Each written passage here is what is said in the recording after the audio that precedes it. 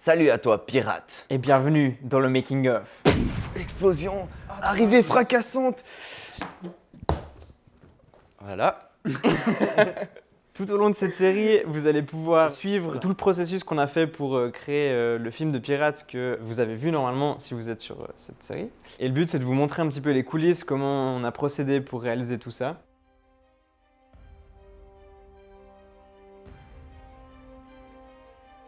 Dans ce premier épisode, on va voir un petit peu les débuts du projet, on va vous introduire un petit peu tout ce qui s'est passé, les storyboards, le planning et comment on est arrivé à préparer tout ça. Générique.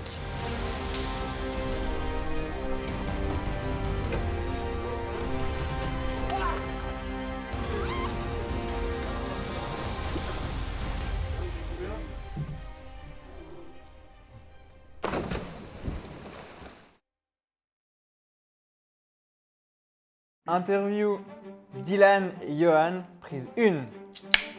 Je m'appelle Johan Rouag. Dans la vie, je fais de la vidéo de manière professionnelle et du parcours. Je m'intéresse beaucoup à tout ce qui est fiction et raconter des histoires en vidéo. Et du coup, ça fait 10 ans que j'ai rencontré Dylan. Alors, je m'appelle Dylan Croupy. Ça fait 7 ans que je fais de la cascade. Ça fait 10 ans que je fais du parcours. On a commencé ensemble, on s'entraînait, j'étais son mentor un peu.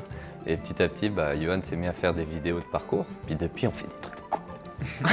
Ce film de pirates qu'on a fait à la base, on voulait le faire pour My Rod Réel, qui est un concours international organisé par Rod, qui est une marque de micro. On avait déjà participé l'année d'avant avec Dylan, on avait fait un truc de cascade. Et on s'était dit, cette année, en 2020, on va retenter l'expérience, refaire un film et c'est cool. Ça s'est pas passé exactement comme on voulait.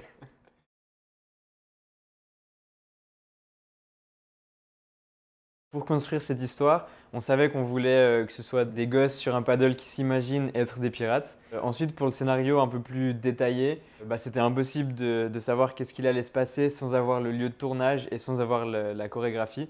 Et puis on s'est dit, bon, faut qu'on trouve un bateau pirate. Et je crois qu'on a juste tapé « bateau pirate Léman ». Et on a vu qu'il y avait la galère La Liberté. Et on s'est dit, ok, ce serait trop bien d'avoir la galère. On a appelé un numéro. Et c'était Jean-Marc. Anecdote, la première fois que j'ai appelé Jean-Marc, il a cru que j'étais le livreur de sushi. C'est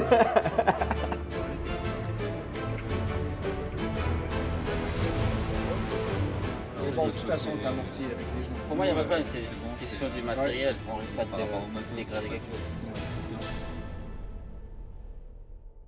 Jean-Marc, comment tu vas ?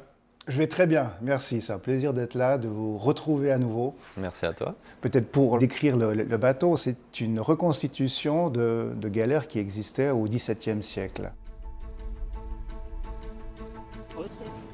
Quand on te proposait des idées folles, genre de se faire tirer par quelqu'un depuis le mât, jusqu'à des moments où tu t'es dit ils vont me casser des trucs, ça peut être dangereux aussi ou ça, ou enfin... D'abord, j'aime bien les projets déjantés, j'aime bien m'amuser et j'aime bien partager ça avec les autres. Très vite, je me suis aperçu que cette idée déjantée était réalisable.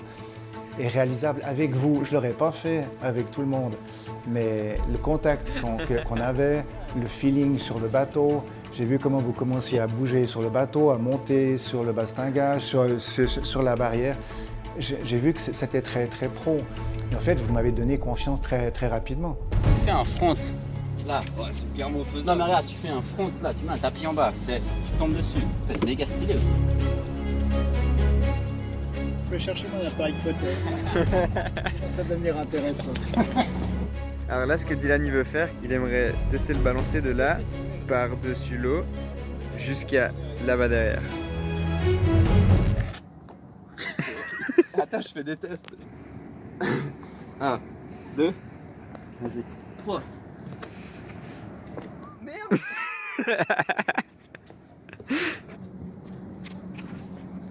Ouais, c'était bien ça. Voilà, et là je remonte, tac. Pendant le premier repérage, en fait, on a été les trois avec Kevin, Dylan et moi. Et là, ils ont trouvé un petit peu la chorégraphie basique qu'ils voulaient faire. Il monte, bam. Dylan, il prend une autre corde et puis il balance là. Il se discourt après là, en mode pirate. Il fait une accro pour descendre. Kevin, il prend une autre corde et il fait le balancer jusqu'à l'autre côté. Ça, c'est cool. Ça, j'aime bien cette roulade. Là, il y a une combinaison.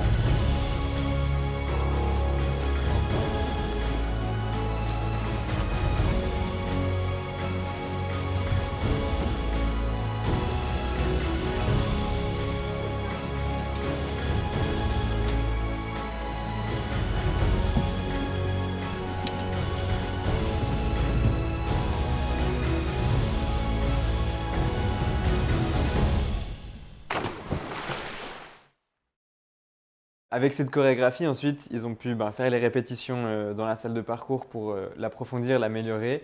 Et en même temps, avec Dylan, on a fait le storyboard pour savoir un petit peu qu'est-ce qu'on allait filmer, à quel moment et tout ça.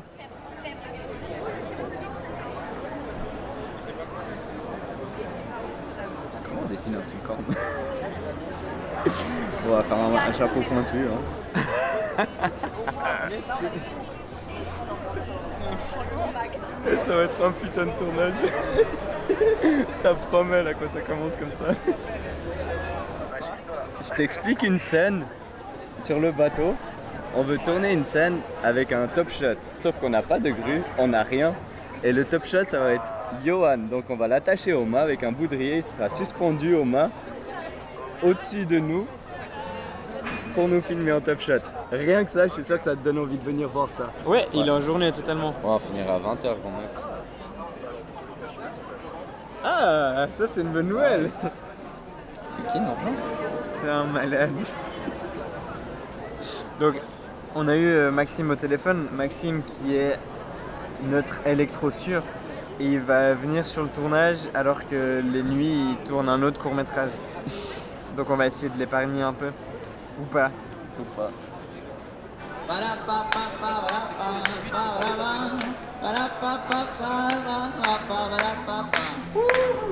Ça c'est Maxime qu'on a dit qu'il allait pas dormir pendant 48 heures pour nous. Faire des films et pas dormir, c'est la vie.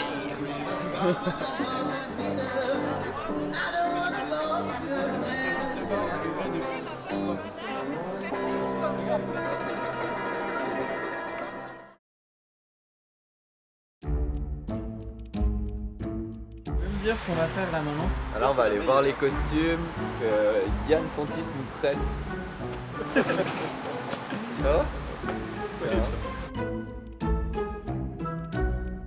On a la chance de connaître Yann Fontis qui est chorégraphe de cascade et qui fait plein de choses dans le milieu du cinéma et de la cascade et des spectacles.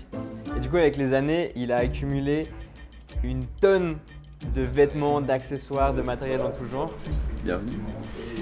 Et il a été assez généreux pour nous prêter en fait autant des épées que les costumes. Ça c'est bien pour la guillotine, c'est. Les armes de pirates qu'on aura peut-être. Il y a ça aussi quand vous voulez taper vos potes. C'est la caverne d'Ali Baba, c'est ça Yann? Quand les élèves et les personnes rentrent ici, ils trouvent que c'est un foutoir pas possible, c'est clair, parce que j'arrive pas à le ranger.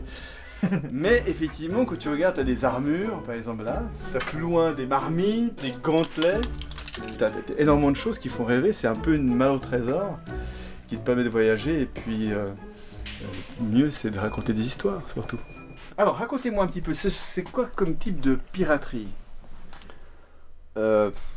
Pirates des Caraïbes. Pirates des Caraïbes, d'accord, donc ouais, alors ça c'est très bien. Non, mais Non, c'est bien, non, c'est Pirate un peu toujours, enfin c'est. Non, mais disons que- En gros, si tu veux, Yann, je t'explique, c'est deux gosses qui se chamaillent un peu sur leur paddle.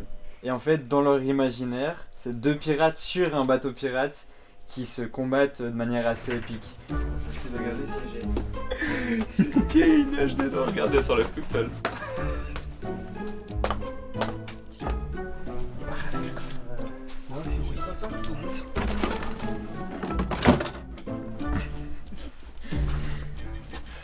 Ah bah ouais. Eh ben, attends, Ah bah disons que si tu mets un foulard, faut mettre quand même quelque chose dessus.